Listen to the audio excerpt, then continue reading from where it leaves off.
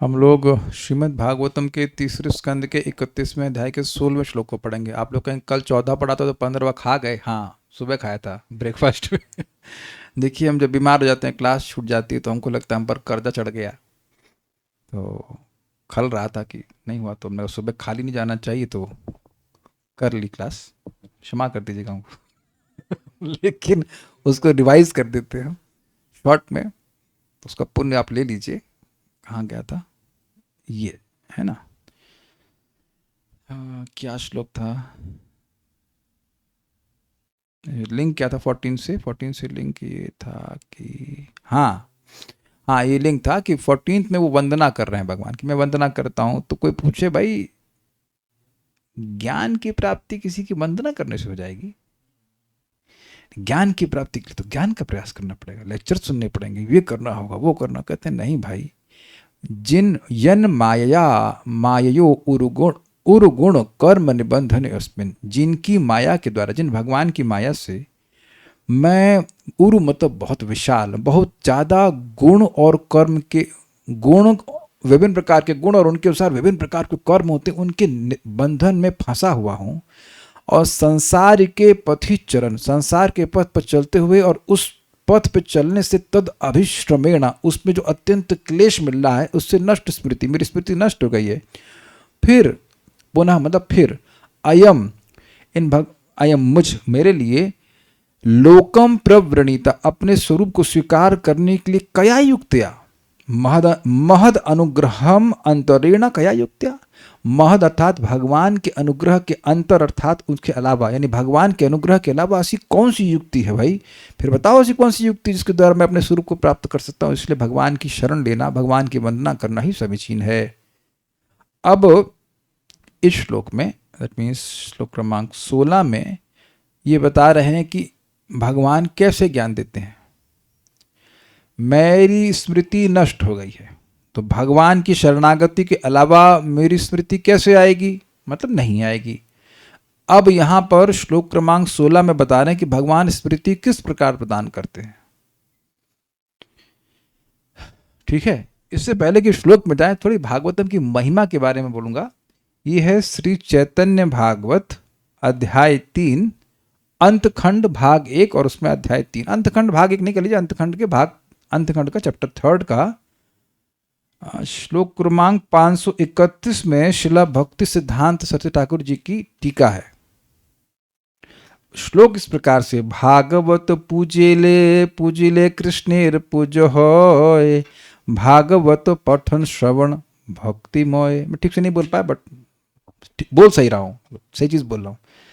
No inauspiciousness can enter a house where in Srimad Bhagavatam is kept. जिस घर में भागवत रखी जाती है उस घर में कोई अशुभ नहीं हो सकता है। तो तुरंत छाती ठोक कर का हमारे कारना में है हमारे घर में। वेदवाद नहीं बोल रहे, हम उनके घर में भी है, यहाँ पे भी है, मायके में भी है, और ससुराल तो खैर इनकी है नहीं, लेकिन यहाँ पे भी है। ससुराल में ससुर होना चाहिए ना, ससुर हो गया तो कोई है ही नहीं ससुर। एनीवेज, बट आपके घर में है? हाँ, आप लोग के अभी है ना? आ गई फुल सेट है? अच्छा, वो गीता प्रेस की ले ली होगी आपने, पूरी क्यों लेते आप? स्पॉन्सर करवाया जाए तो एक सेट तो रखना चाहिए। आपके घर में है? आपके पास भी है? साइंटिस्ट प्रभु आपके पास है? वेरी गुड, ठीक है। श्रीमद् भागवतम की आराधना करने से कृष्ण की आराधना होती है। जिन लोग के पास नहीं, हाथ खड़ा कीजिए, यहाँ पर थोड़ी पीटी कराया जाए। सब लोग के पास है? एक सेट है घर पे? घर पे मतलब यहाँ पे रह रहे हैं तो रख लीजिएगा। प्रीति सिंह माता जी के पास नहीं है, ठीक है। जब आपकी शादी होगी तो दहेज में दे देंगे, बता दीजिए कब हो रही है आपकी, ठीक। ओके, कृष्णा इज वर्शिप, भगवान। अरे अरे ठीक है ठीक है ठीक है, इतनी नहीं मेरे पास पैसे और हाथ मत खड़ा करो, ठीक है। श्रुति रस्तों की माता जी नहीं है, इनकी गरीब उस्ताद। अरे ले लो भाई, ले लो, जॉब लग जाएगी दोबारा से। तो खैर, श्रीमद् भागवतम की आराधना करने से कृष्ण की आराधना हो जाती। तो मतलब आरती बत्ती हम भी नहीं दिखा पा रहे, वेदवाद ने कुछ व्यवस्था करी कि एक भागवतम सेट यहाँ पर हो, एटलीस्ट एक भागवतम हो जिसको मैं आरती दिखा सकूं। दिमाग लगाई कैसे रख सकते हैं, इसलिए कुछ करना पड़ेगा। एनीवेज, उसके श्रवण और पठन से व्यक्ति भक्ति प्राप्त करता है। The reading and hearing of Shrimad Bhagavatam awards one devotional service, भक्ति प्राप्त होती है। तो स्पष्ट है। इसकी टीका में कृष्ण और अर्जुन का संवाद वह कोट करते हैं स्कंद पुराण से। उसमें कहते हैं यत्र यत्र भवेद विप्र शास्त्रम भागवतम कलौ तत्र तत्र हरिर्याति त्रिदाशई त्रिदशई सह नारद। हे नारद जी, जहाँ जहाँ कलयुग में श्रीमद् भागवतम का शास्त्र रहता है वहाँ भगवान हरि 13 मुख्य देवताओं के संग जाते हैं। तत्र सर्वाणि तीर्थानि नदी नाड सरांसि च यत्र भागवतः शास्त्रम तिष्ठते मुनिसत्तमा। जहाँ पर भी श्रीमद् भागवतम रहता है वहाँ सारे पवित्र तीर्थ, नदियाँ और तड़ाक मतलब तालाब विद्यमान रहते, पवित्र वाले, वो नाले वाले नहीं जो उधर बन रहे हैं उनकी बात है। अच्छा, तत्र सर्वाणि तीर्थानि सर्वे यज्ञा सुदक्षिणाः यत्र भागवतः शास्त्रम पूजितम तिष्ठते गृहे। जिस घर में भागवतम की पूजा होती है तो सारे तीर्थ और यज्ञ वहाँ, सारे तीर्थ और यज्ञ सारे दान के संग वहाँ विद्यमान होते हैं, क्योंकि अगर दान नहीं होता है तो यज्ञ वह अपूर्ण होता है, वो तमोगुण में माना जाता है।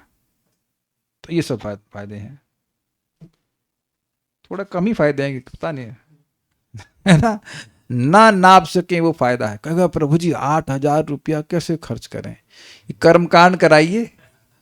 8,000 से तो स्टार्टिंग ही नहीं होती उसकी है कि नहीं, मिनिमम 10,000, 20,000, 50,000। आपको क्या, आप लोग पहले कुछ इन्वॉल्व थे, 8,000 में हो जाता था कर्मकांड।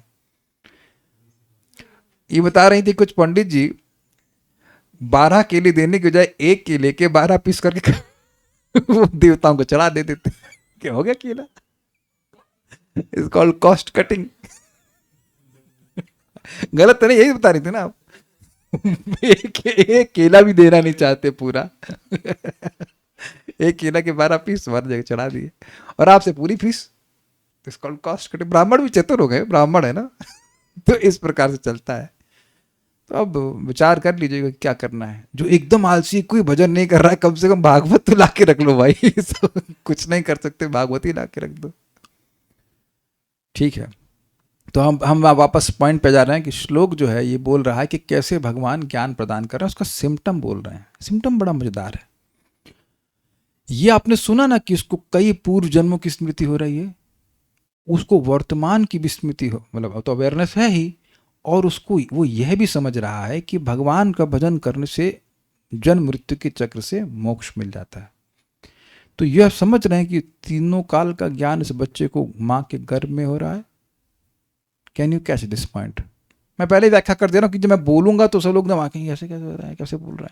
ये सुनते हुए आए हैं आप यहाँ पर कि पूर्व जन्म का स्मरण बच्चे को हो रहा है कि नहीं, और वर्तमान का तो अनुभव है ही कि किस प्रकार से भगवान के अनुग्रह से उसको ज्ञान हो रहा है, और भविष्य का भी बोध हो रहा है कि जो भजन मैं करूंगा या भजन करने वाला व्यक्ति मुक्त हो जाता है, तभी तो शरण में जा रहा है ना। ये क्लियर हो रहा है? तो कह रहे हैं कि ये त्रिकालिक ज्ञान है, ये जो मुझ जैसे व्यक्ति को गर्भ अवस्था में प्राप्त हो रहा है, ये ज्ञान किसी और देवता की वजह से हो रहा है क्या? नहीं, भगवान की वजह से हो रहा है, क्योंकि त्रिकालिक ज्ञान केवल भगवान को है। आपने सुना था शब्द अखंड बोधम, सुना था आपने? ये था ना शब्द अखंड बोध ना, भगवान का अखंड बोध, त्रिकालिक ज्ञान भगवान को है, और जितना जरूरी है उतना वो ज्ञान किसी को दे भी सकते हैं कहीं पे भी। तो फिर आगे कहेंगे कि उसमें कि हम जीव, हम लोग, हम सभी, मतलब सभी जीवों को समेट के बोल रहे हैं कि हम लोग जो अपने कर्म की वजह से बार बार संसार को प्राप्त हो रहे हैं, उन लोगों के 3 तापों का उपशमन करने के लिए हम भगवान का भजन करते हैं। अब प्रश्न है कि तुम अकेले भजन करने की बात करो तो सबको क्यों जोड़ रहे हो? तो उसका भी व्याख्या भी जीव गोस्वामी जी कर देंगे।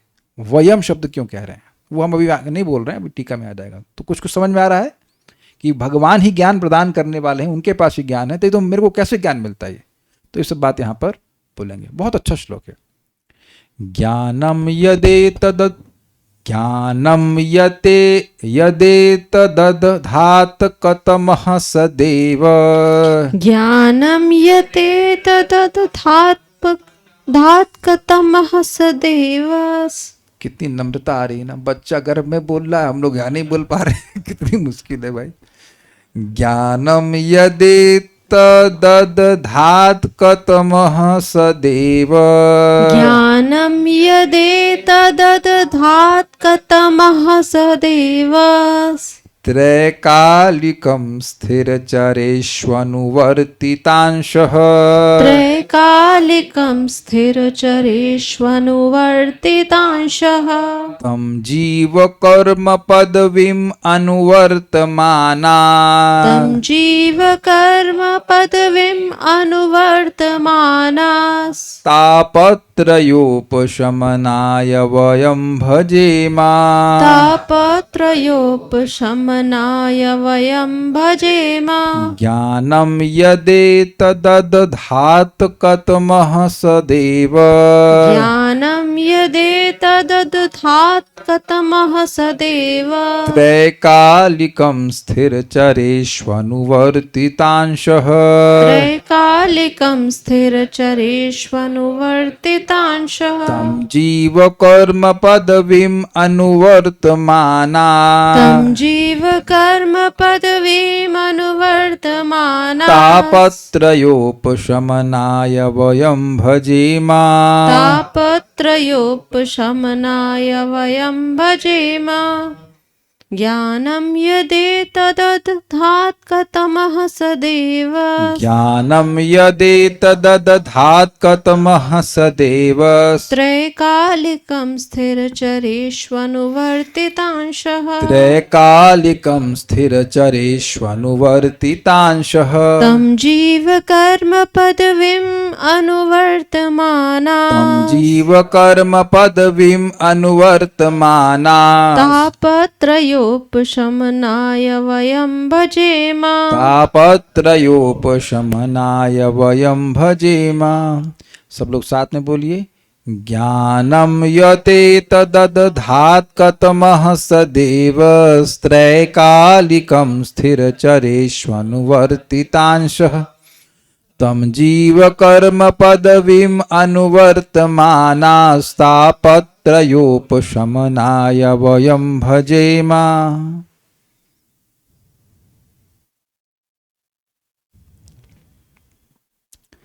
भगवान के आंशिक स्वरूप अंतर्यामी परमात्मा के अतिरिक्त और कौन समस्त चर तथा अचर वस्तुओं का निर्देशन कर रहा है?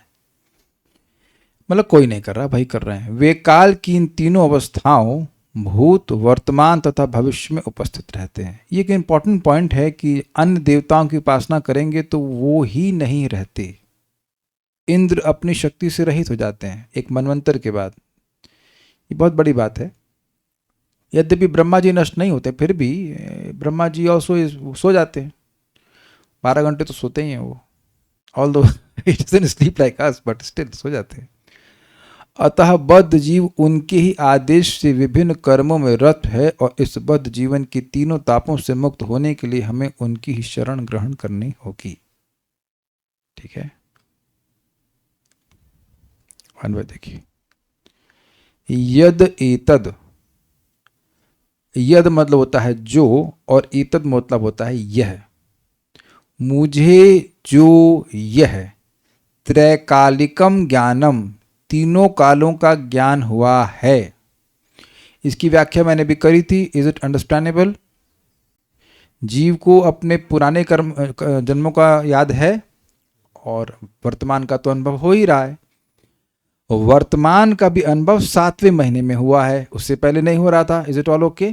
तो वो अनुभव भी भगवान से हो रहा है, ये ध्यान रखना होगा। ये बात थोड़ा समझने वाली है। आप, मैं बोल रहा हूं, मुझे नहीं पता कैसे बोल रहा हूं। आप सुन रहे हो, आप लोग को पता ही कैसे सुन रहे हैं। तो यह भी नहीं पता कि कैसे सुन रहे हैं, और सुनकर कैसे समझ रहे हैं यह भी नहीं पता है, लेकिन सब हो रहा है। देखिए, ये थोड़ा सिस्टम है यहाँ पर। भले ही ये भगवान को डायरेक्ट नहीं देख पा रहे हैं, बट उनको समझ में आ रहा है कि भगवान की वजह से हो रहा है। ये इतना आसान नहीं है, क्योंकि सुबह से लेकर शाम तक हर व्यक्ति बोल रहा है, सुन रहा है, समझ रहा है, लेकिन ये नहीं समझ रहा है कि कैसे हो रहा है। अनंत एंड वैष्णवी, क्या आप ही मेरी बात समझ रहे हैं? कैसे समझ रहे हैं? पता नहीं। दिस इज वेरी इंटरेस्टिंग कि कार्य कर रहे हैं और कंटिन्यूअस कर रहे हैं। और मैं भी बड़े मतलब ईमान से बोल, मैंने क्लास दी, कैसे दी आपने? कैसे मैं सोच रहा हूं, कैसे बोल रहा हूं, हैव नो क्लू। क्या ये आप लोग समझ पा रहे हैं? कभी कभी लोग बोल भी सकते हैं कि आपने अच्छी क्लास दी, पर पता नहीं कैसे दी, क्योंकि मुझे तो पता ही नहीं कि मैं बोल कैसे रहा हूं। आप सोचिए, कई बार विचार कीजिए कि ये जो वर्तमान में हमारा ज्ञान है वह भी भगवान से आ रहा है। ये टूथपेस्ट है और ये शेविंग क्रीम है, इसका भी बोध आपको भगवान दे रहे हैं। You have to understand this. We are so helpless. मत स्मृति ज्ञानम अपोहनम च। और सो जाते, पता नहीं कैसे सो जाते। ये तो हर दिन का फिनोमेनन, लेटे लेटे और खट से सो जाते। हर दिन होता है ना, कैसे हो जाता है नहीं पता। तो वर्तमान का जो बोध हो रहा है वह भी उनको हो रहा है, और वर्तमान में भी उनको भगवान का बोध हो रहा है, तो यह भी भगवान की कृपा है। ही इज अंडरस्टैंडिंग कि ये समझ रहे हैं कि मैं गर्भवास में हूं, और गर्भवास में ऐसी स्फूर्ति, ये भगवान की कृपा हो रही। ये तो भी मैं सुना था पिछले श्लोकों में, वो क्लियर भगवान की कृपा देख रहे हैं। और उनको भविष्य का भी बोध हो रहा है कि अब भविष्य का बोध से मतलब है कि जो भगवान का भजन करते हैं वो मुक्त होकर भगवान के पास चले जाते हैं, तभी तो शरण ले रहे हैं। भाई एक चीज बताइए, हम लोगों को भक्ति में आने से पहले माया शब्द सुना होगा, माया मोह माया मोह, लेकिन माया किस तरह से कार्य कर रही है कहां समझ में आता है। लेकिन ये तो भैया संस्कृत बोल रहे हैं और बोल रहे हैं कि उनकी माया से मेरे को ऐसा हो रहा है वैसा हो रहा है, तो ये सब भी तो उनको समझ में आ रहा है। This is very high knowledge ना, वेरी हाई नॉलेज। अच्छा नहीं है, छोड़ी, क्लास बंद करते हैं, आप लोगों को सब समझ आ गया। अगर हाई नॉलेज नहीं है तो why do we need commentaries? हमें एक एक शब्द, हम एक एक शब्द समझने में दिक्कत हो रही है, वो धड़ाधड़ बोले जा रहे हैं, तो ये कैसे बोले जा रहे हैं? ये समझना चाहिए कि भगवान की कृपा से हो रहा है। दिस इज वेरी एस्टॉनिशिंग कि मां के गर्भ में जो बच्चा बोल रहा है, कोई तो लैंग्वेज बोला होगा ना। आप कहेंगे संस्कृत कैसे बोलेगा? ठीक है, तो फारसी बोला होगा, उसको व्यासदेव जी संस्कृत में ट्रांसलेट कर दिए, बट समथिंग वेरी प्रोफाउंड है ना, जिस भी भाषा में बोला होगा। हम तो ये मान रहे कि संस्कृत में बोला होगा। जब इतना ज्ञान उदित करा सकते तो संस्कृत तक कौन बड़ी बात है कि नहीं? ये बहुत बड़ी बात है भाई, ये जो बोल रहे हैं बहुत बड़ी बात है। तो इससे ये अनुमान लगा रहे हैं, और अनुमान गलत नहीं होता है। यह जब कोई और है नहीं तो कौन किया? आप समझ रहे हैं?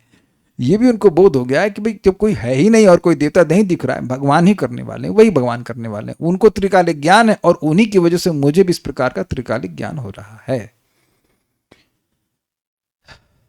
ठीक है। सहदेव कतम अदधात।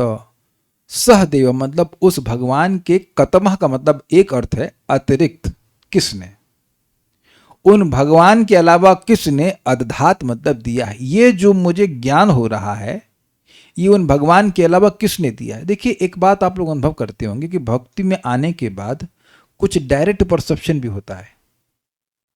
एक डायरेक्ट परसेप्शन ये है कि भोग करने जाते हैं किसी भी प्रकार का, लेकिन मजा नहीं आता उसमें, नहीं मन करता, हे लग रहा है। तो ये कहां से हो रहा है? तो ये भक्ति करने की वजह से हो रहा है ना। हमको कल एक भक्त मिले थे, वो बोले रात में 2 बजे सोते हैं, 9 बजे उठते हैं। That itself is frightening. मतलब भक्त हैं, मतलब जब कर रहे हैं, बट उनका जो भी है, लेकिन 9 बजे उठते हैं। एक दिन मैं 1:30 बजे उठ गया था रात में, वो हमको नींद खुल गई थी, ऐसा नहीं कि बहुत महान है उसके हमने कहा चलो आज 9 बजे तक जब करेंगे, लेकिन नींद आ गई 6:30 बजे, 6:30 बजे सो, हाँ मैं सो गया। फिर उठा 8 बजे, तो भी खराब लग रहा था, तो मैं 16 वाला कर चुका था, सब कुछ था, लेकिन फीलिंग वेरी बैड कि 8 बजे उठे यार ना। समटाइम्स हो जाता है, ऐसा नहीं कि 8 बजे उठे, लेकिन दैट्स अ नाइटमेयर। तो अब आप ये बताइए कि जो जीवन की पद्धति थी, लाइफस्टाइल ही था, वो कैसे कैसे चेंज हो रहा है? उधर मति तो जा ही नहीं रही, इतना ऐसा नहीं करने वाले हैं। और ये अहंकार की तो बात नहीं है, ये देखिए जब हम जब इस तरह की बातें बोलते हैं क्लास में, तो अहंकार की वजह से नहीं बोल रहे, ये मेरी वजह से नहीं हो रहा, ये बोल रहे हैं it is because of mercy of the Lord. भगवान की कृपा से ऐसा हो रहा है। आप समझ रहे हैं ना बात? तो कहने ऐसा और कौन देवता है जो कर देगा भगवान के अलावा? ठीक है, अच्छा, अधधात का आशय यह भी है कि मुझ जैसे अधम के प्रति, जो भाई अधम नहीं होते तो काहे गर्भवास में आते, तो मुझ जैसे अधम के प्रति भी भगवान ने दिया है, तो उन दयालु भगवान के अलावा ऐसा कौन है जिस प्रकार का त्रिकालिक ज्ञान देगा? Who so merciful. ठीक है, फिर कह रहे हैं वह परमात्मा अंशः, ये तो स्पष्ट है, वो वही भगवान, परमात्मा भगवान कह लीजिए, भगवान अपने अंश यानी अंतर्यामी अंश से। अब थोड़ा सा अन्वय अगर टेक्निकली देखा जाए तो गलत है कि परमात्मा इज सेम एज अंतर्यामी, ऐसे कह लीजिए कि वह भगवान कहना चाहिए, वह भगवान अंशः अंतर्यामी अंश से। ये कहना जरूरी है क्योंकि जीव भी भगवान में का अंश है, लेकिन वहां उसकी बात नहीं हो रही है। अपने अंतर्यामी अंश से स्थिर चरेशु, स्थिर मतलब स्थिर हैं, चर मतलब चलने वाले, स्थावर और जंगम समस्त प्राणियों में अनुवर्तित हैं। अनुवर्तित मतलब विद्यमान है, प्रवेश किए हुए हैं वहां पर। अतः जीव कर्म पदवी, जीव रूप कर्म, जीव रूप मतलब जो जीव हैं, जो कर्म पदवी, कर्म के बंधन को, पदवी कर लिया गया संसार को, कर्म के द्वारा प्राप्त होने वाले संसार को अनुवर्त माना, प्राप्त होने वाले वयम, मतलब कर्म के द्वारा जो संसार है उसको जो प्राप्त होने वाले हैं। अनुवर्त माना मतलब देखिए ऐसा कहते हैं, वहां वो वर्तमान है मतलब हैं, और अनु लगा दीजिए मतलब निरंतर।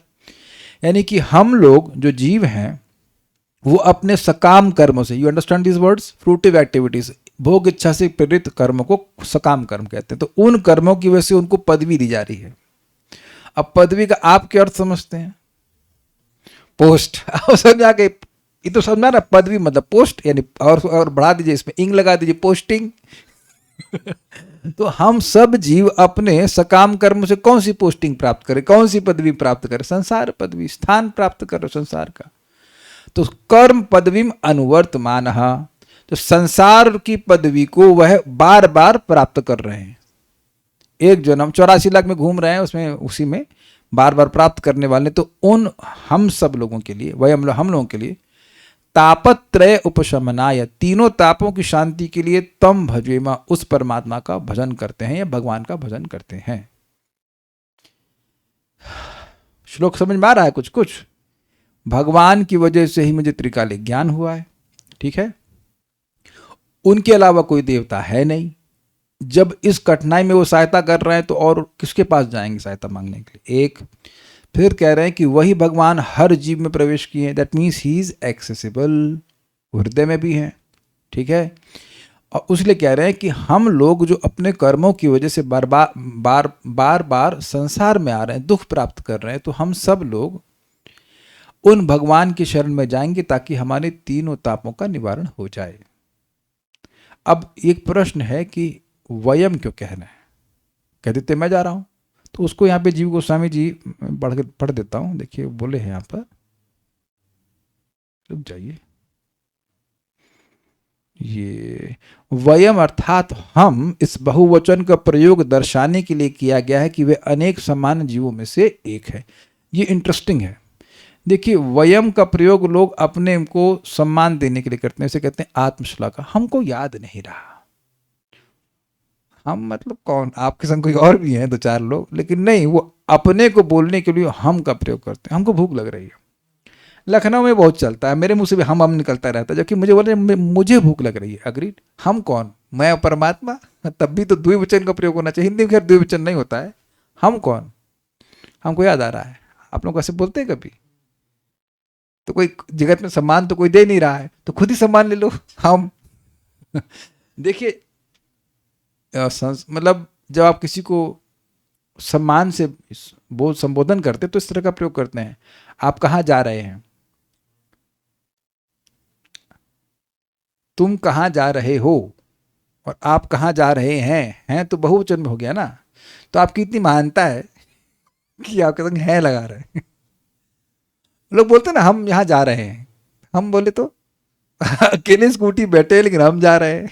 तो पॉइंट ये मैं कहना चाहता हूं कि ये अपने को सम्मान देने के लिए भयम बजे मैं, हम भजन कर रहे हैं ऐसा नहीं बोल रहे हैं।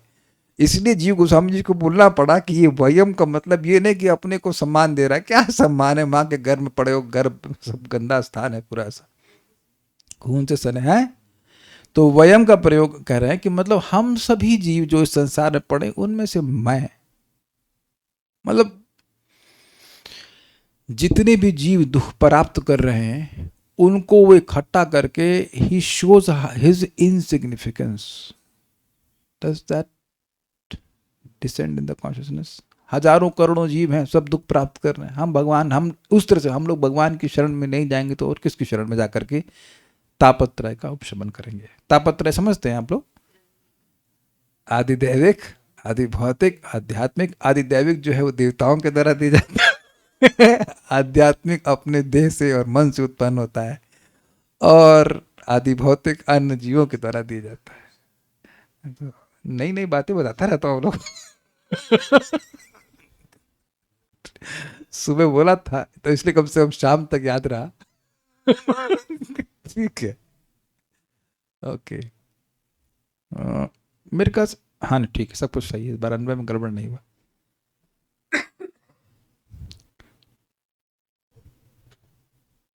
एक बात यहाँ इंपॉर्टेंट है, परम पूज्य राधा गोविंद महाराज एक बड़ी सुंदर बात कहते हैं कि देखिए भगवान सारे ज्ञान के भंडार हैं, लेकिन कुछ ज्ञान वो फ्री में देते हैं। कौन से ज्ञान? आहार, निद्रा, भय और मैथुन इत्यादि। उधर किसी को ट्रेनिंग की कोई जरूरत नहीं है। ट्रेनिंग है इसको धर्म के अनुसार करने के लिए जरूरत है वहां पर, लेकिन अधर्म के अनुसार ऐसे पशुओं की तरह करने में कोई ट्रेनिंग की जरूरत नहीं है।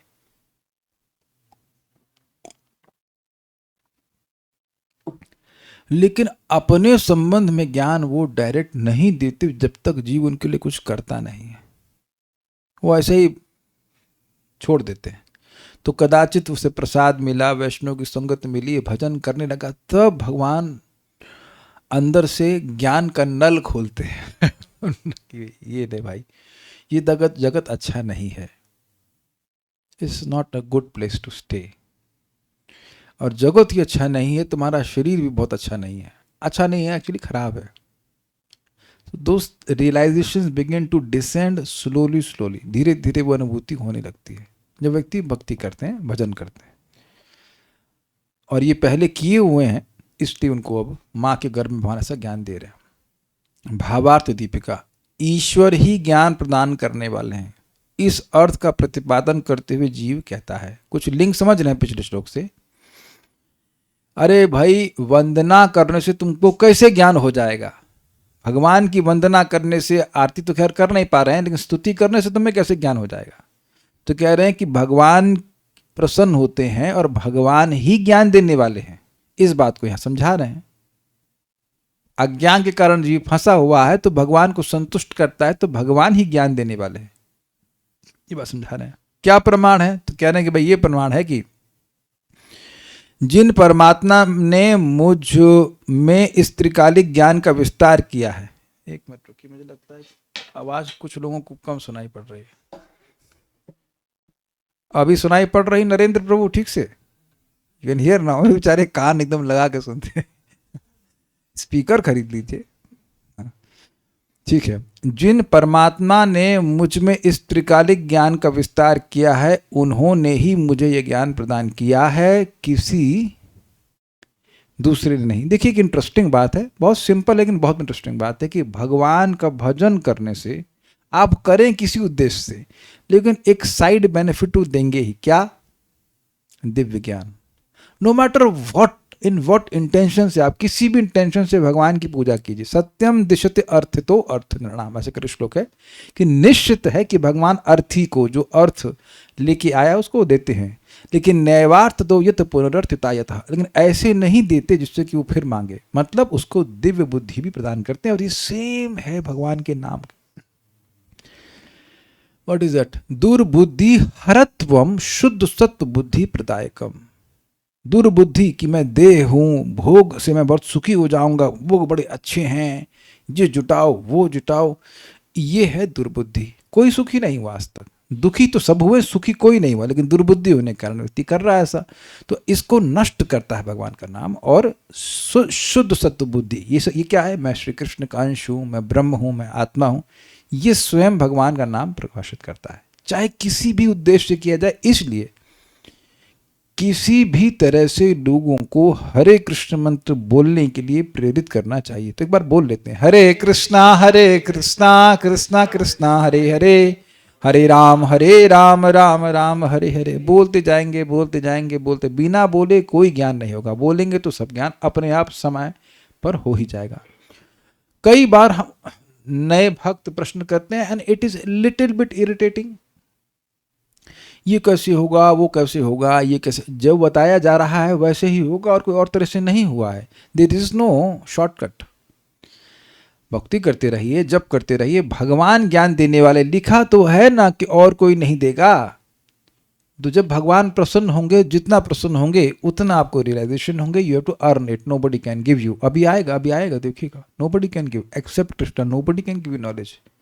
ज्ञान देने वाले अंदर से भगवान ही हैं, ऊपर से सहायता कर दी जाती है, उन कार्यों को करा दिया जाता है, श्रीमान दें, लेकिन देंगे कितना वो उनके ऊपर ही निर्भर करता है। समझ रहे हैं बात? यस।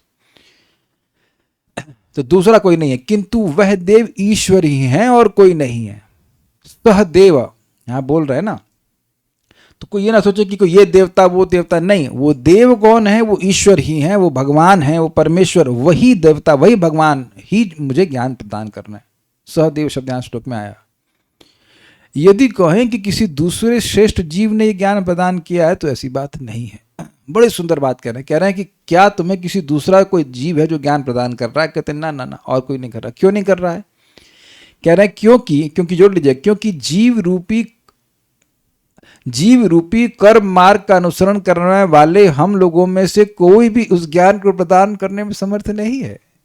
अगर हम में से किसी को ज्ञान होता, ये बद्ध जीवों की बात कर रहे हैं, ऑब्वियसली वैष्णव ज्ञान देते हैं, लेकिन जो बद्ध जीवों के बारे में बोल रहे हैं, अगर हम लोग को ज्ञान होता तो हम बंधे क्यों होते भाई? अब एक सिंपल सी बात सोचिए कि क्या जगत में लोगों को ये ज्ञान है कि यज्ञार्थात कर्मणो अन्यत्र लोको वयम कर्म बंधना? क्या किसी को पता है कि भगवान यज्ञ यानी विष्णु की प्रसन्नता के अलावा जो कोई भी कार्य किया जाता है वो केवल बंधन का कारण है? और पता होने के बाद किसी को दिख रहा है ये?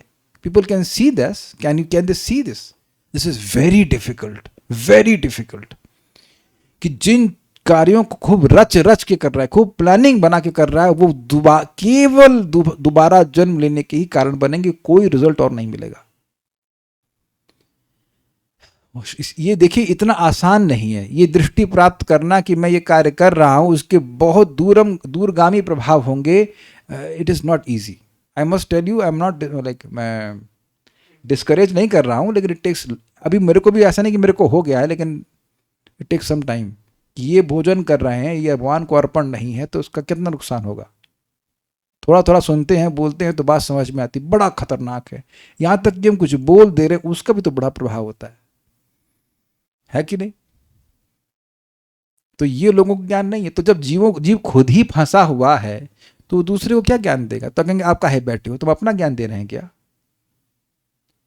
मैं अपना ज्ञान नहीं दे रहा हूं। इसीलिए we just repeat the message of parampara. आप इसका अनुवाद संस्कृत में चेक कर लीजिएगा, सॉरी श्लोक चेक कर लीजिएगा। It is exactly as close as possible to the commentary. इसलिए ऐसा मत सोचिएगा कि जो हिंदी में अनुवाद कर दिया है, जिनने निर्णय भी किया है, मैं उसको देख करके रख देता हूँ। ऐसा नहीं करता हूँ, क्योंकि वो ठीक, बहुत जगह गलती होती है, बहुत जगह वो चीज़ छोड़ देते हैं। सो वी मेक एटलीस्ट, जितनी मेरी कैपेसिटी है उसको हम देखते हैं कि संस्कृत के बिल्कुल सट के चले। परंपरा के अलावा किसी का कोई सामर्थ्य नहीं है कोई भी ज्ञान देने का, बिकॉज हम नहीं जानते हैं कि हम खुद कौन है। तो हम क्या बोलेंगे बताइए? तो ये बात थोड़ा समझ लेते हैं कि ज्ञान अपना अपना नहीं दे रहे हैं, ज्ञान परंपरा का दिया जा रहा है। ठीक है, लिया जा रहा है, दिया जा रहा है, लिया भी जा रहा है, केवल दिया ही नहीं जा रहा है, ले भी रहे हैं और दे भी रहे हैं, आप लोग साथ साथ। ठीक है, ज्ञान प्रदान करने में दूसरे को असमर्थ बतलाकर ईश्वर को ही समर्थ बतलाते हुए जीव कहता है कि संसार के संपूर्ण चराचर जीवों में जो अंतर्यामी रूप से विद्यमान है उसी परमात्मा का हम भजन करते हैं। कहने का मतलब है कि वही भगवान सभी कृत्य में प्रवेश कर रहे हैं, मत स्मृतिर ज्ञानम अपोहनम च, और सबको ज्ञान दे ही रहे हैं, तो इसलिए उनका भजन करते हैं। ध्यान दीजिएगा, मैं फिर रिपीट कर रहा हूँ कि भजन करने वाले को अलग प्रकार का ज्ञान देते हैं। प्रमाण क्या है? प्रमाण बहुत सारे हैं, लेकिन एक प्रमाण मन में आ रहा है, वो ये है कि सवेद धातु पदवीं परस्या दुरंत वीर्यस्य रथांग पाणे यो मायया संततयानुवृत्त्या भजेत तत्पाद सरोज गंधम। सवेद धातु, धातु मतलब विधाता, उन विधाता की जो जगत की सृष्टि करने वाले हैं उनकी पदवीम, वहां पर पदवी का मतलब स्थिति। सवेद धातु पदवीम परस्य, उन दिव्य भगवान की पदवी उनकी स्थिति को वही व्यक्ति समझ सकता है जो जगत के कारण है। सवेद धातु पदवीम परस्य दुरंत वीर्यस्य रथांग पाणे, उनका वीर, उनका पराक्रम, उनकी महिमा बहुत मुश्किल है समझना। और उनके हाथ में रथ का अंग अर्थात श्री कृष्ण के बारे में बोल रहे हैं। कौन समझ सकता है? यह अमाया, जो निष्कपट भाव से एक अनुवृत्ति उनको नहीं, यो माया संतता, संतता मतलब निरंतर, हर दिन, और अनुवृत्ति यानी कि उनको सुखी करने की भावना से भजेता मतलब भजन करता है। तो क्या होता है? कह रहे तत्पाद सरोज गंधम, श्री कृष्ण के चरण कमलों से आने वाली गंध को पकड़ता है, अर्थात भक्ति के सुख का अनुभव करता है और विषयों से विनिवर्तित हो जाता है ना। ये तो निवर्तित, निवर्तित हो जाता है। ही becomes disinterested in sense gratification. तो इस प्रकार का ज्ञान केवल भगवान उसको देते हैं जो तीन गुणों से युक्त होकर भजन कर रहा है। याद हो पा रहा है? निष्कपट भाव से, निरंतर, और भगवान को प्रसन्न करने की भावना से। फिर से रिपीट किया जाए, निष्कपट भाव से, निरंतर, और श्री कृष्ण सुखी हों इस भाव से। हमने रेगुलरली का बोला है क्योंकि रेगुलरली से शुरू कीजिए, फिर धीरे धीरे करके पूरा दिन में होना चाहिए। भाई पूरा दिन ऐसे कार्य ना कर सकें जो भगवान को सुखी करने वाले हैं, एटलीस्ट रेगुलरली किया जाए, वो बहुत बड़ी उपलब्धि है। रेगुलरली का मतलब वंस इन अ वीक नहीं होता है। हम रेगुलरली आपके प्रवचन सुनते हैं या रेगुलरली जब करते हैं तो वंस इन अ वीक का मतलब नहीं होता, इट मीन्स एवरी डे। धीरे धीरे करके व्यक्ति प्रगति करता है। तो इसी परमात्मा का हम भजन करें, सारार्थ दर्शनी। तो अब यहाँ एक अलग बात कहते हैं यदि कहे देखिए उस परमेश्वर को किस प्रमाण के द्वारा जानकर भजन कर रहे हो? तुम्हें दिख रहे हैं क्या? कहाँ दिख रहे हैं जो भजन कर रहे हो? क्यों कर रहे हो? तो अब वो कहते हैं कि इसमें अनुमान के द्वारा ही, यह कहते हैं मैं अनुमान के द्वारा समझ लिया हूं कि जो मेरी स्थिति है, ये जो ज्ञान मेरे में प्रकट हो रहा है वो भगवान की वजह से हो रहा है, इसलिए मैं उनका भजन कर रहा हूं। ज्ञानम यद एतत्, अधम मुझ में भी जिन्होंने यह जो ज्ञान यानी अदधात धारण किया है अर्थात अर्पण किया, ये अर्थ है। कहने का मतलब है यह जो ज्ञान, जो यह ज्ञान, यत मतलब जो, एतत् मतलब यह, और ज्ञान, यह जो ज्ञान मुझ में हुआ है ऐसी अवस्था में उसको किसने मुझ में धारण करा है? धारण समझते हैं, इनको माला अर्पण करी तो माला आपको धारण कराई जाती है। तो धारण कराना या अर्पण करना एक सेंस में है कि नहीं? मैंने खुद तो धारण नहीं किया है, खुद तो नहीं किया, ऐसे तो मुझे कोई बताने वाला है नहीं, तो ये अपने आप ये हो रहा है, इसका मतलब स्पष्ट भगवान ने ज्ञान दिया है। ऐसा नहीं है कि भगवान उनको विष्णु स्वरूप में दिख रहे हैं, जो कि बात समझ में आ रही इस तरह से, लेकिन जैसे परीक्षित महाराज, वैसे नहीं है। लेकिन ये जो ज्ञान हो रहा है इससे वो अनुमान लगा रहे हैं कि नहीं ये तो भगवान की वजह से हो रहा है, इसलिए भगवान का भजन करूंगा। ठीक है, अनुमान में हमेशा अनिश्चितता नहीं होती है। कभी कभी निश्चित रूप से भी आप अनुमान सही लगा लेते हैं by the process of elimination. समझते हैं इसका मतलब? और तो कोई है नहीं, तो भगवान है जो परमात्मा है वही ज्ञान दे रहे हैं।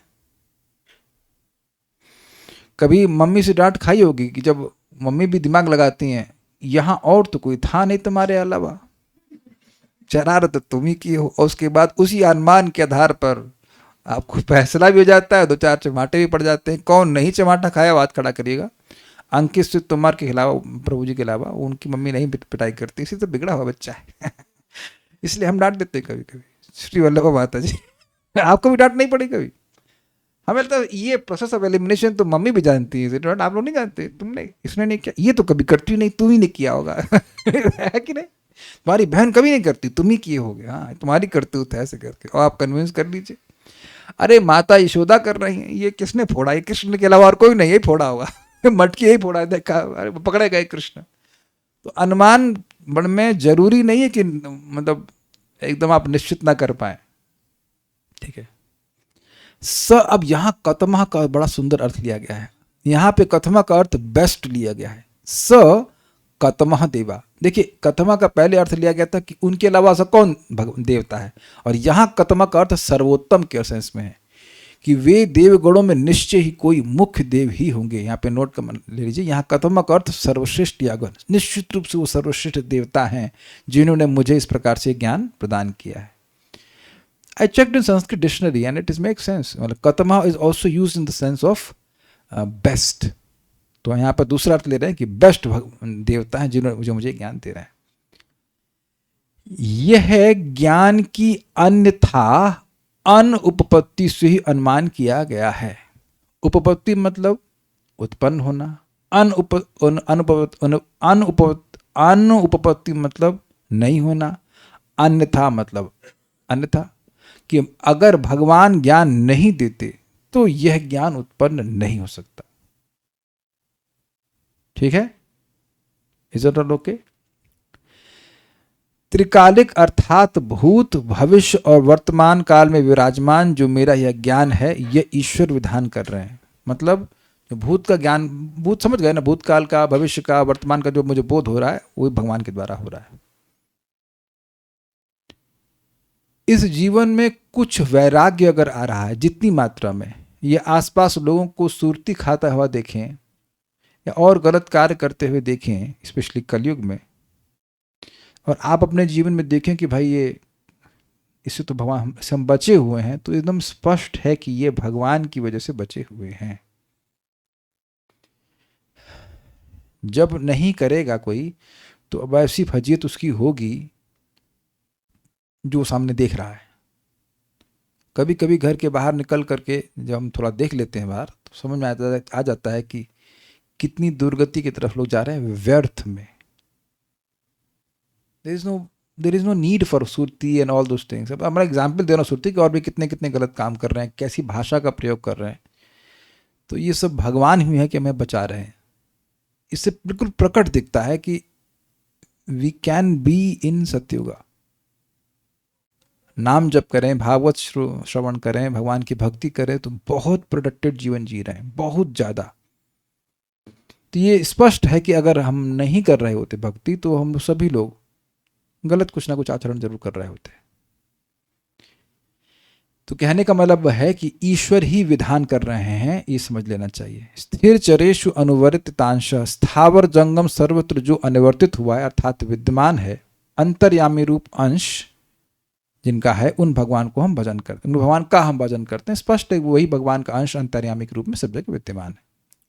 जीव पदवीम, जीव संबंधी जो कर्म पदवी है, अर्थात हम सब जीवों के जो समस्त कर्म हैं उनकी पदवी से अभिप्राय फल रूप संसार है। मतलब जीव कुछ कर्म कर रहा है, ये बीच में सब छूट गया ना, जीव कर्म पदवी था ना, श्लोक में देखिए क्या लिखा है, कर्म पदवी। हाँ, तो थोड़ा एक शब्द छूट गया यहाँ पर।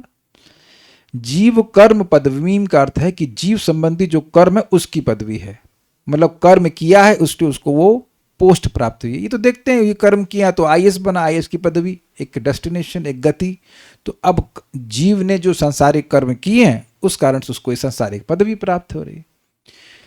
उसमें अनुवर्ती होकर, मतलब देखिए अनुवर्तमान शब्द का अर्थ में आपने क्या लिया था? अनुवर्ती मतलब रहकर, नित्य विद्यमान रहकर। तो एक योनि से दूसरी योनि में, तीसरी योनि में बार बार जो स्थित है, उसमें अनुवर्ती होकर, यानी संसार में अनुवर्ती होकर हम त्रिताप ज्वाला दूर करने के निमित्त उस परमेश्वर का भजन करते हैं। अब एक बात ध्यान रखिएगा कि भगवान का भजन त्रिताप का निवारण करने के लिए नहीं किया जाता, वो एक साइड बेनिफिट है। शिवदम तापत त्रयोन उन्मूलनम, श्रीमद् भागवतम को आप श्रवण कर रहे हैं, 3 ताप का निवारण करने के लिए नहीं, वो तो हो ही जाता है।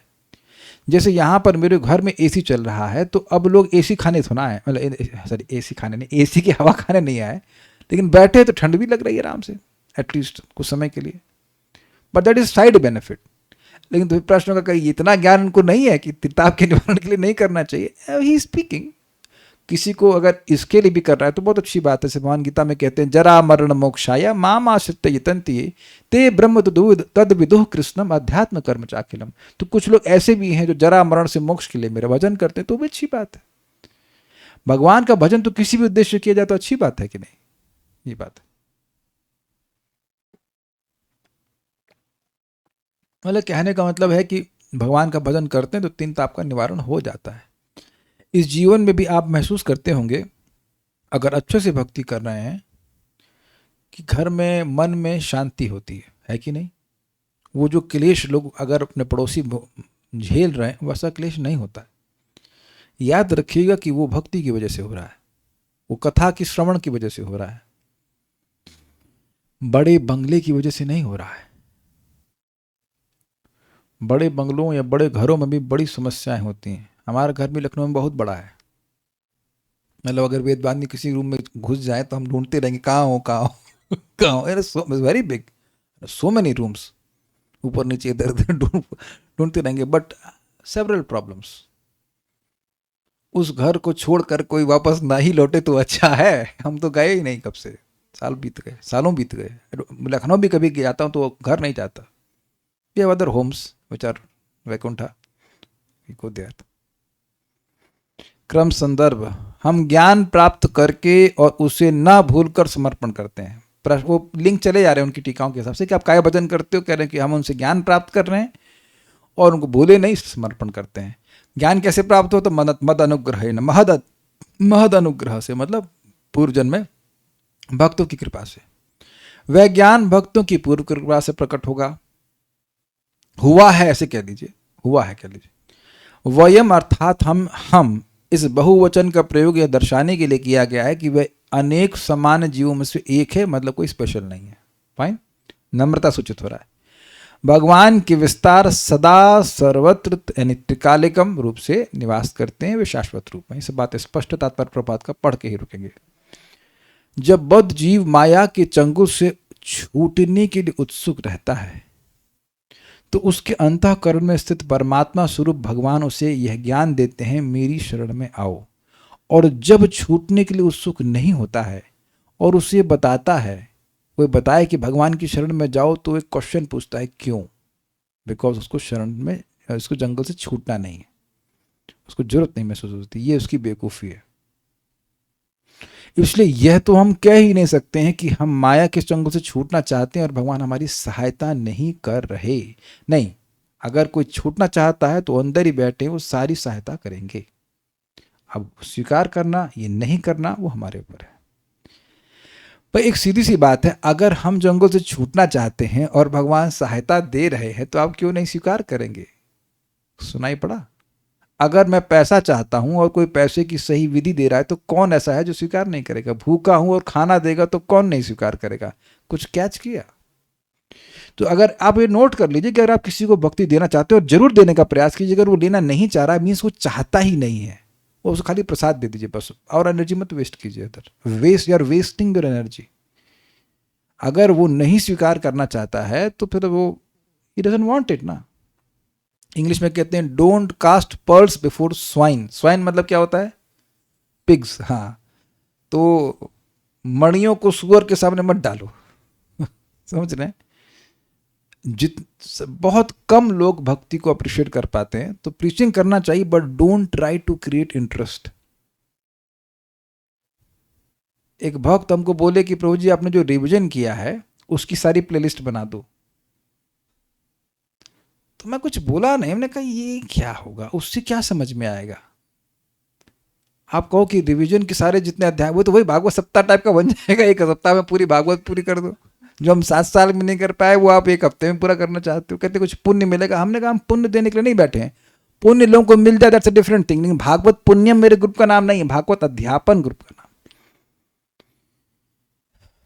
आई am not looking now for people who want to drift. I want people who want to stay and study Bhagavatam. बड़ा सुंदर है, विदुर नीति में पढ़े थे, जो विद्या चाहता है उसको सुख नहीं मिलेगा, जो सुख चाहता है उसे विद्या नहीं मिलेगी। तो जो विद्या चाहता है वो सुख छोड़ दे, जो सुख चाहता है वो विद्या छोड़ दे। क्या स्टेटमेंट, समझ आया वो लोगों? नहीं आया? क्या भागवत में जाएंगे, इतना लंबा क्लास, 1 घंटा बैठना होगा, ये करते रहो तो हो गया, तुमको मिल गई विद्या। भागवत की ना मिलने की भाई, क्या पढ़े, इतना पढ़ना, इतना काम रहता है, कपड़ा तो वॉशिंग मशीन धुल देती है। फिर भी टाइम नहीं है, ऐसे हजार तरह के बहाने। तो अब वो तुम सुख को ही ढूंढते रहोगे तो कैसे मिलेगी विद्या? नहीं मिलती, किसी को नहीं मिली। बड़ा अच्छा था ये। लेकिन पढ़ने में तो सुख मिलता है सबको, सबको। तो अपनी मम्मी को पढ़ाओ, मम्मी काहे नहीं लेके आती? सबको कहाँ मिलता है? ये बहुत विरला कोई व्यक्ति है जिसको भागवत में अच्छा लगता है। देखिए, अच्छा समझ गया मैं इनका प्रश्न क्या है। कह रहे हैं कि भाई विद्या अर्जन करने में तो अच्छा लगता है। देखिए, आप सही कह रहे हो। सुख का मतलब है वो फिजिकल आराम, कि सोता रहे, कंफर्ट में रहे, उसको बस खाली रिवीजन दे दिया जाए, वो थोड़ा थोड़ा कुंजी पढ़ के पास हो जाए। ऐसे भागवत थोड़ा समझ में आती है, ऐसे नहीं आती। विद्या भागवतावधि, विद्या की हाईएस्ट लिमिटेशन में भागवत। तो कह रहा हम थोड़ा ड्रिफ्ट कर गए। हम खाली ये बोल रहे हैं कि जिसको अगर भगवान की शरण में आना है, उसको सही मार्ग बताया जाएगा, तो नहीं ग्रैब इट इमीडिएटली, क्योंकि प्रोसेस बहुत सिंपल है, बहुत आसान है। आप बीमार होते हैं और दवा अगर सही मिलती तुरंत ग्रैब कर लेते हैं, और नहीं तो कोई मतलब नहीं है। ठीक है, जैसा कि भगवान भगवद गीता में कहते हैं, अन्य सारे कार्यों का परित्याग करके मेरी शरण ग्रहण करो। यह मानना होगा कि ज्ञान का स्रोत परम पुरुष है। भगवद गीता में इसकी पुष्टि हुई है। मत्तः स्मृतिर ज्ञानम अपोहनम च।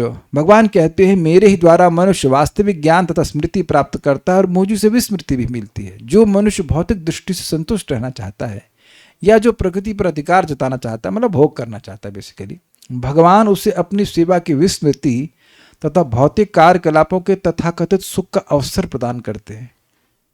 देखिए, अब ये बड़ी गंभीर बात सुनिएगा, बहुत गंभीर बात है श्रीमद् भागवतम से।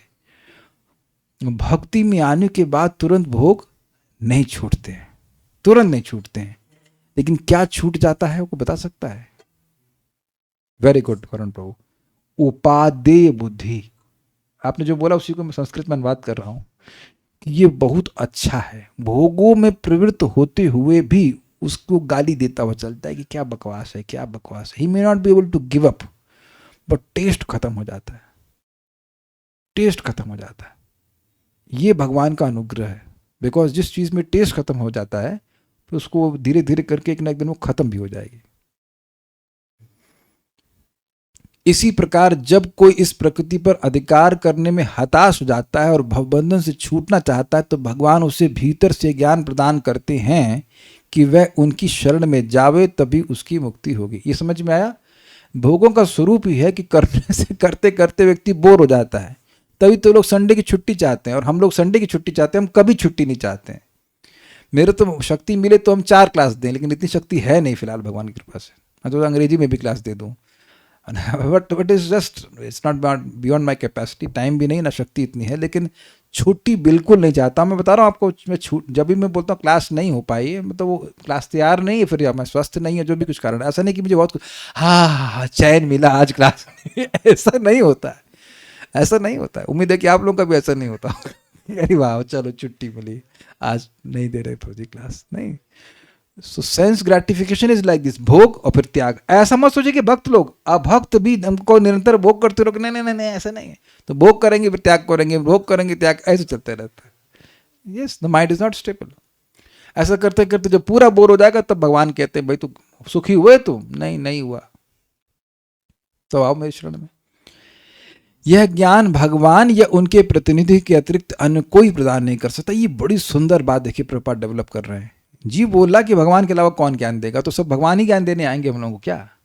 नहीं, भगवान या उनका प्रतिनिधि जो उन्हीं की बात बोले वह भी ज्ञान दे सकता है भगवान का।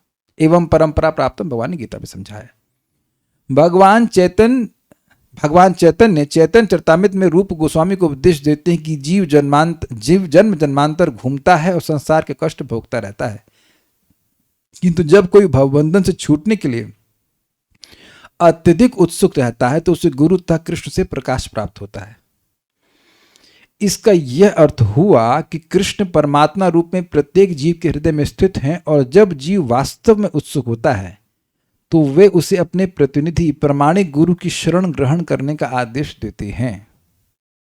समझ में आ गया कि नहीं? यानी कि शिक्षा गुरु हो या दीक्षा गुरु हो या कोई भी हो, यदि मेरी स्प्रिया है, then there will not be any, क्या बोलूंगा, ना unavailability, this video is not available. वो कहने का मतलब ऐसा नहीं हो सकता कि अरेंज करने वाले भगवान है। प्रैक्टिकल ध्रुव महाराज भगवान का भजन करना चाहते थे, वो तो बहुत ही इच्छा से करना चाहते थे, फिर भी भगवान ने नारद जी को प्रेरित किया, जाओ उस बच्चे को ज्ञान दो।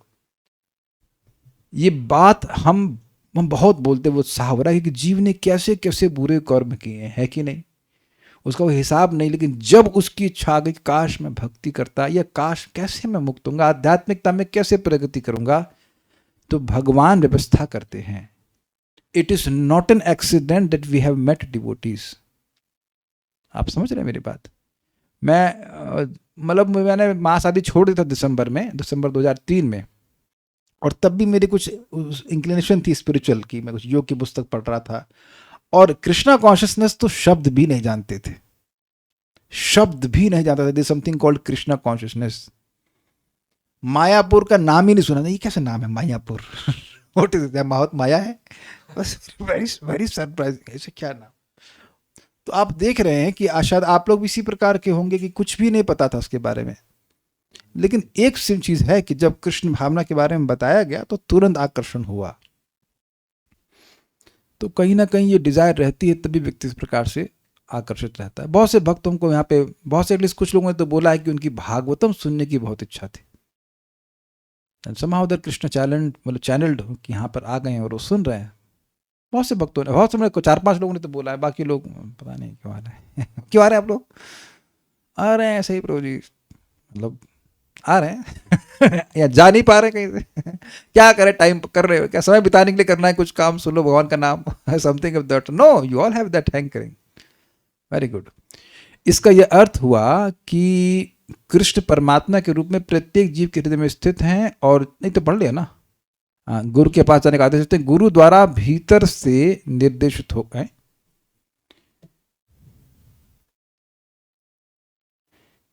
भगवान द्वारा होना चाहिए, भगवान द्वारा भीतर से निर्देशित होकर तथा बाहर से पथ दिखाए जाने पर मनुष्य को कृष्ण भक्ति का मार्ग प्राप्त होता है, जो भवबंधन से छूटने का मार्ग है। अंदर से भगवान प्रेरित करते हैं, बाहर से गुरु आज्ञा देते हैं, और गुरु भगवान की बात बोलते हैं, तभी अंदर से और प्रेरित करते हैं भगवान। गुरु जी बोलते हैं कि मैं ही भगवान हूं, तो फिर भगवान कुछ कहें भाई तू हट जा यहाँ से। नहीं। अतः जब तक भगवान का आशीर्वाद नहीं मिलता, तब तक कोई अपने वास्तविक पद पर स्थित नहीं हो पाता। तो भगवान का आशीर्वाद कैसे मिलेगा? उनकी आज्ञा पालन करके। जब तक उसे परम ज्ञान द्वारा प्रकाश प्राप्त नहीं हो लेता, तब तक उसे इस जगत में जीवन संघर्ष के लिए कठिन यातनाएं झेलनी पड़ती है। अतः गुरु परम पुरुष की कृपा का प्राकट्य होता है। बद्ध जीव को गुरु से प्रत्यक्ष आदेश प्राप्त करने होते हैं, और इस प्रकार धीरे धीरे वह कृष्ण भक्ति के मार्ग पर अग्रसर होने लगता है। बहुत सिंपल बात है, बहुत सिंपल है। कोई वैद्य है, उसने बोला खाना खाने के आधे घंटे बाद खाना खाओ, दवा खाओ, उसके आधे घंटे बाद ये खाओ, ऐसे से बताते हैं। तो जिस दिन से मिल जाता है वो उपदेश, तुरंत ही व्यक्ति उसको स्ट्रिक्टली फॉलो करने लगता है, तो धीरे धीरे ठीक होने लगता है। स्ट्रिक्टली भी फॉलो करेंगे तो धीरे धीरे ठीक होंगे। ये नहीं है कि आप बहुत स्ट्रिक्ट हैं तो बहुत तीव्र प्रगति कर लेंगे, ये अहंकार ना पालिएगा। कुछ समझ रहे हैं मेरी बात है? कुछ सोचते हैं हम एकदम टाइट हैं, बिल्कुल साधना में। हाँ तो ठीक है, वेरी वेरी गुड, लेकिन धीरे धीरे ठीक होंगे। एकदम जो थोड़ा देखिए बदपरहेजी कर रहा है वो देर में ठीक होगा, लेकिन जो एकदम अच्छे से पालन कर रहा है वह भी तो धीरे धीरे ठीक होगा, कि प्रोसेस ही धीरे धीरे का है। Are you able to follow this? ये बात है। बहुत अच्छी बात है कि हम टाइम से दवा खा रहे हैं, लेकिन दवा तो अपने टाइम से ही काम करेगी ना। ऐसा तो एकदम टाइम से दवा खा रहे तो कल ही ठीक हो जाएंगे, वहां धैर्य रखना चाहिए, लेकिन धीरे धीरे होता है। कृष्ण भक्ति का बीज बद्ध जीव के हृदय में बोया जाता है, और जब मनुष्य गुरु के, क्या लिखा है दिख नहीं रहा मेरे को, अब दिख रहा है क्या? गुरु को माला चढ़ाता है और अकाउंट में पैसा ट्रांसफर टाइम से कर देता है, ऐसे कुछ लिखा हुआ है? नहीं। उपदेश सुनता है तो यह बीज फलित होता है और जीवन धन्य हो जाता है। तो देखिए कई बार आदेश गुरु गुरु गुरु बोलते हैं, लेकिन गुरु जी से कुछ सुनने की टेंडेंसी नहीं होती है। ऐसे व्यक्ति को दीक्षा लेनी ही नहीं चाहिए, चाहे कोई भी रिकमेंड कर दे। अपने ये क्या मतलब हुआ? जी हाँ, कुछ लोग ऐसे हैं जिनको रिकमेंडेशन मिल जाता है, बट सुनने की कोई इंटरेस्ट नहीं होता, किसी से भी नहीं, तो उनको अप्लाई ही नहीं करना चाहिए दीक्षा के लिए. They have no desire to hear. So if there is no desire to hear, why a person is here? That has to ask. दीक्षा काहे के लिए ले रहे हैं? ताकि हम भगवान के पास जा सकें.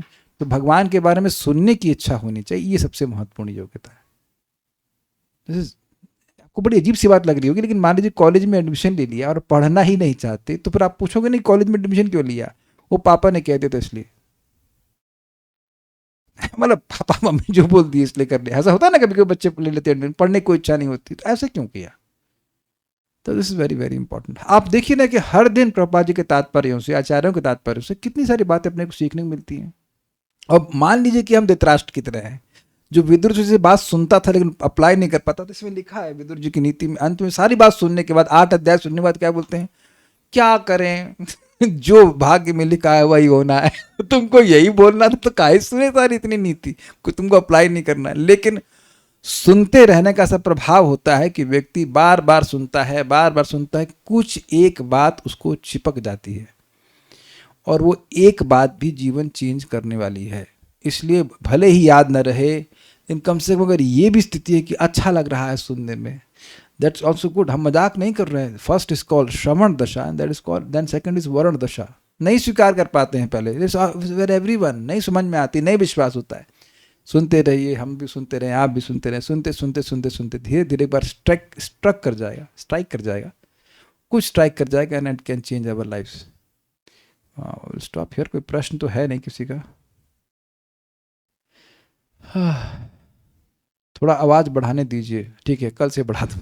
ये तो बाद में देखा मैंने, लिंक पढ़ने में तो, लेकिन पढ़ने में सुखी होता है और जीवन नहीं. ठीक है, so stop here now. Shrimad Bhagavatam की जय. श्रील प्रभुपाद की जय. निताय गौर प्रेमानंदे.